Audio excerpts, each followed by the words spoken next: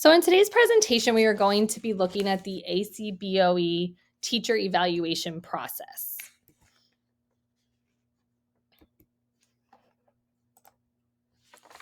So to start with a quote, "A good teacher isn't someone who gives the answers out to their kids, but is understanding of needs and challenges and gives tools to help others succeed." So in today's presentation, our major focus will be on the LOTI evaluation system, which was designed for the ACBOE. And we'll see how the various domains of the evaluation rubric address what our students need the most and give us the resources to provide that support. So we can look at evaluation as a positive process and a tool to help us bring our students the best learning experience possible. In this presentation, we'll cover NJDOE and ACBOE requirements. We will go through the 4 domains of the LOTI evaluation instrument. We will talk about how teachers can implement LOTI measures in their classrooms. And we will look at continued learning, so assessing student growth through continued PD and the PLC process. Okay, so Teach NJ.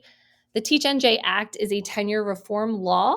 It ties the evaluation system to tenure decisions. And in order to earn tenure, a teacher must be rated effective or highly effective in 2 of the 3 subsequent years. Achieve NJ is linked to Teach NJ because it provides the details and support structures necessary to allow districts to implement the law effectively.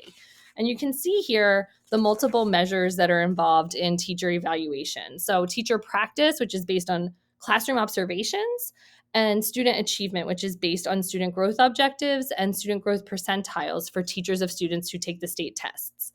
And all of these measures come together to give the teacher a summative rating or overall evaluation score. So you can see here the evaluation rubric weights. So they do differ for teachers whose students take the state assessment and then for all other teachers.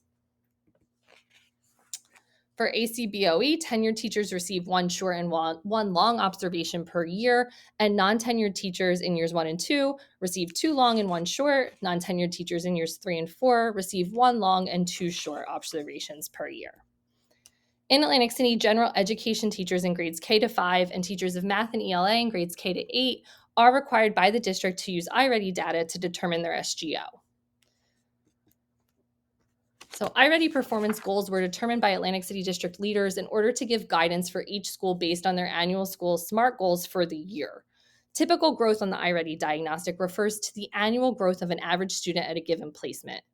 Median percent progress toward typical growth on the iReady diagnostic will be the measure used for the SGO, and all students in a class can be aggregated by taking the median percent progress toward typical growth. So this table shows us the school iReady SMART goals. When you look on the column on the left, you can see each school's SMART goals, and then you can see how if you hit the percentile, it will give you either a rating of exceptional, full, partial, or insufficient. And you can take a look at this table to see where your school lands on the chart. The initial iReady diagnostic taken in September will serve as a baseline for our data. And this is something that the math and literacy coaches will help you with, as well as your school leadership team and building administrators. And you will have an opportunity in January to kind of reassess your SGO and see if you need to make any changes. Okay, let's take a look at the LOTI evaluation instrument. It consists of 4 domains: content knowledge, instructional planning and strategies, learning environment, and classroom instruction. Okay, domain 1, 1A, understanding the discipline. So the teacher's instructional approach anticipates student misconceptions and connects new content to students' prior knowledge. So in real time, this might look like the teacher planning a cross-curricular STEM unit to connect math concepts to science and technology. 1B, executing systematic instruction. So the instructional approach is standards-based and develops students' comprehensive understanding of how numerical concepts, literacy skills, and multiple perspectives help them communicate, reason, and make decisions, and ultimately solve problems in the real world. In our classrooms, this might look like after completing a practice reading assessment on sports and concussions, students choose and investigate different perspectives on the issue and brainstorm solutions. 1C, develop critical thinking. So this is the use of questioning strategies or other methods of inquiry to elicit student-generated questions and complex thinking processes. So in real time, this might look like The teacher using a YouTube video, an online survey to elicit student questions about an upcoming political election. 1D, understanding individual learners. The teacher demonstrates an expanded understanding of the ability of individual learners. So this is a variety of assessments and differentiation of learning strategies. So in our classrooms, this might look like students choosing from a list of literacy activities according to their own self-assessment of their reading levels. Okay, moving on to domain 2, and I know we are going quickly, but you do have the rubric available to you so that you can look back at it and review. So strategically planning learning. So the teacher designs standards-based learning experiences and assessments that target the developmental and learning styles needs of students.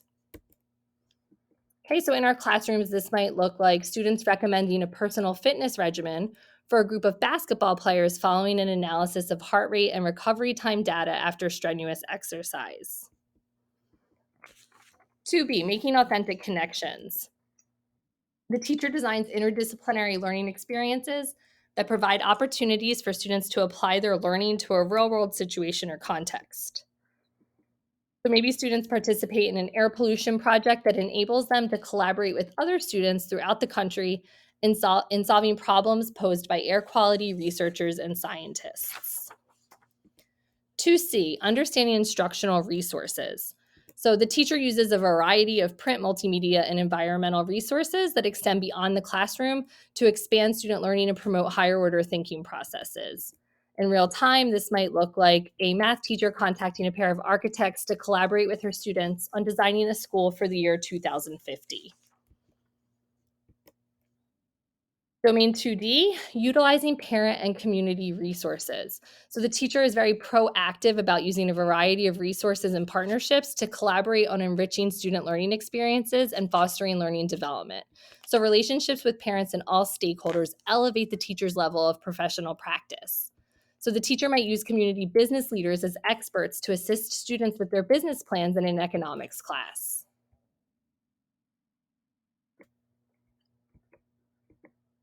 Okay, and 2E, shaping learning outcomes. The teacher uses specific student assessment results as an opportunity to design follow-up interventions that address the developmental needs of all learners. So students participate in student-led conferences in which students present their learning to their teacher and parents as an opportunity to reflect formally on the learning that has taken place over a period of time. So that's what 2E might look like in real time. Domain 3, the learning environment. So 3A is respecting the learning environment.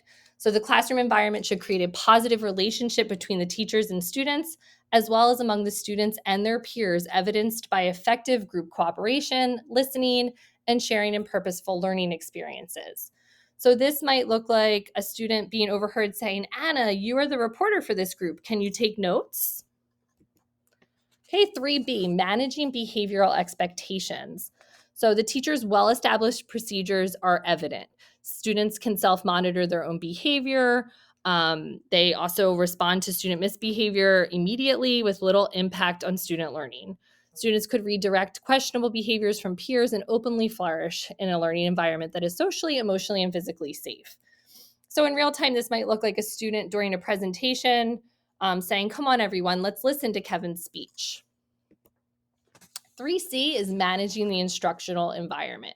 The teacher's management of the instructional environment, including whole class, small group, and transitions, is positive and seamless. Okay, so this might look like some students acting on their own small group learning coach with other students. Maybe students propose an improved system for getting everyone refocused in the classroom when the teacher needs their attention. 3D, engaging students in learning. The teacher provides opportunities for group collaboration and real-world problem solving. Learning is student-directed, involving the content, process, and product of instruction. So in real time, the teacher directly involves students in brainstorming the culminating task for an upcoming unit on endangered animals. Domain 4, classroom instruction. 4A is articulating learning expectations. The teacher communicates directions concisely and delivers content effectively based on student modalities and learning preferences. Students can clearly articulate class expectations for learning based on the standards, and student feedback confirms that instructional practices are effective for all students. So this could look like students negotiating with the teacher regarding the assessment outcomes for their individualized math learning. 4B, communicating with students. The teacher's comprehensive use of effective communication strategies assists all individuals and student groups in accessing, evaluating, and synthesizing information relating to all learning experiences. The teacher effectively promotes two-way communication by listening carefully and providing thoughtful and responsive feedback. The teacher also exhibits sensitivity to students' cultural, linguistic, gender, and social differences. Okay, so this might look like the teacher checking in with students to find out what they think they are learning and what might help them learn more effectively, or the teacher openly discussing with students the importance of diversity and how diversity can contribute to every student's learning experience. Okay, 4C, promoting high-level questioning. So again, this is the teacher using a variety of verbal and nonverbal questioning strategies and focus techniques that elicits that high-level questioning and that promotes student discussions. Student-generated questions are present and are based on students' need to solve authentic problems. So in real time, this might look like students participating in a staged event to get them thinking and asking questions about the ill effects of bigotry on campus and possible solutions. 4D is assessing student progress. The teacher uses a variety of formal and informal assessment strategies to gauge progress and provide constructive feedback. Student feedback is consistent with the content standards. Most students assess their own work or the work of their peers using assessment criteria embedded in student-generated rubrics, peer reviews, or reflections. So in our classrooms, this might look like students meeting in small groups to participate in structured peer feedback activities surrounding the current science content. Okay, let's look at the classroom application of the LOTI domains. So how teachers can implement the LOTI domains in their classroom. So we did talk about that while we were working through the rubric a little bit, like what the different domains would look like in real time. And I'm just going to show you a couple resources that are available as PD bites in the LOTI evaluation system. When you go into your LOTI, you can access the available PD. This is a co-teaching planning and resource matrix. It's relevant to all 4 domains of the evaluation rubric. And this resource links to information about everything you see here. So it's very rare to go into your classroom and close the door behind you and be on your own. All of us have encountered or will encounter co-teaching situations, whether it is with a special education teacher, an ESL or bilingual teacher, or a paraprofessional. So this resource matrix provides a number of resources to help you plan, split tasks, and reflect together. The micro adjustments matrix helps us with strategic monitoring. So strategic monitoring is all about making in-the-moment adjustments during a lesson based on incoming student feedback. This resource deepens the effectiveness of formative assessments, and it explores simple approaches for diagnosing the formative data and provides guidance for making immediate micro adjustments in the lesson. Okay, so this resource also applies to all of the LOTI domains. Okay, so student engagement is very important, and the student audience toolkit provides a rubric, a placemat, a survey, and a concept map. So a rubric provides a set of key look-fors for student audience members to monitor their level of interactiveness. A placemat enables student audience members to self-assess their listening performance, summarize the student presentation they are viewing, ask questions, or give feedback. The student audience response survey can be given before presentations begin and enables the student audience to give feedback to student presenters, highlight key concepts that they acquired, or pose open-ended questions. And then a concept map uses a drawing format to transform presentation information into a map where students can make connections between themselves and the content being delivered by the student presenter. Okay, so you don't just sink or swim. There is a great deal of continued learning that takes place so that we can assess our student growth together through professional development opportunities and the PLC process. Okay, so professional learning communities take place throughout the year in our grade level or content area, through ongoing district PLC, and through iReady. So for grade level and content area, teachers meet weekly in their grade level or content area PLC. They select a standard or standards to focus on, and they follow iReady data to track student growth. In our ongoing district PLC, which takes place one Tuesday per month, teachers have an opportunity to partake in vertical articulation and address needs that might not be covered during that weekly PLC. And then iReady PLCs really is basically an iReady training where we do continue to track iReady data. We might look at it in different formats, and the iReady representative assists us with generating data tables, analyzing data, and planning instructional interventions. Ongoing professional development is provided throughout the year to all members of the teaching and support staff, and topics vary to meet district needs. So new teachers who need additional support following their initial observation are required to attend LOTI-specific training. Okay, and these are our evaluations. Everything you saw today can be accessed through the staff tab on the ACBOE website. And if you need any assistance with anything, please contact me.